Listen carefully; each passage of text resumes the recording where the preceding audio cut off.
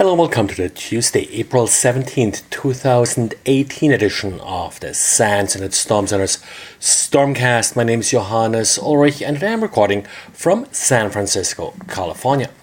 Last couple of days, there was a lot of talk about routers getting compromised, apparently by Russians. Well, the US CERT now waded in with an advisory that was released on Monday.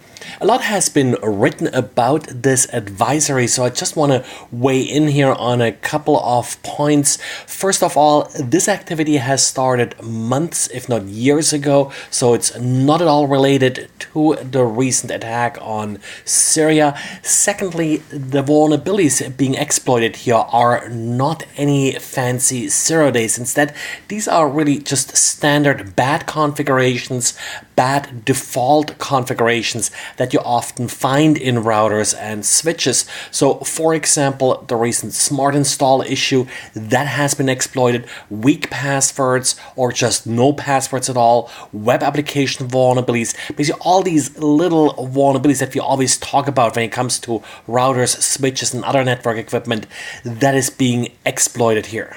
Now, apparently, they're fairly indiscriminatory when it comes to which routers to compromise. There may as well be home routers compromised, and you've seen this like a few years ago where some home routers that were compromised were then being used essentially as proxies in order to forward attacks from state actors and of course also from some common criminals. Sometimes it's really hard to draw the line. So what can you do about this? First of all, make sure your firmware is up to date, and secondly, then follow whatever hardening guidance you can find for your particular router type. Sometimes manufacturers do publish hardening guides. You can look for the Center for Internet Security. They have some hardening guides that you could use for common routers, but in general, enable only the features that you need and set strong passwords. If you do that, then you probably eliminate 80% of the vulnerabilities. Now, one little additional tip here: if you do find a router that was essentially left in a vulnerable configuration, assume it has been compromised and note that the firmware may have been flashed on that router, so it may be worthwhile just to upload the latest firmware, even if the router displays that it already is running the latest firmware. Also, carefully review configuration options, or even better, start with a factory reset so you know where you're starting out at and you eliminate the problem that there may be additional accounts or so that you don't see being added to that particular device. And sticking with Russia here for another story, Telegram, the anonymous messaging service, has been banned from Russia, and Russia is now experiencing how difficult it can be to ban a service like Telegram. Initially, they started out by just blocking IP addresses that belong to Telegram, but Telegram in turn then just hosted its service on Google and Amazon's cloud. Well, Russia now is blocking large parts of Google and Amazon's cloud, essentially addresses that are associated with Telegram.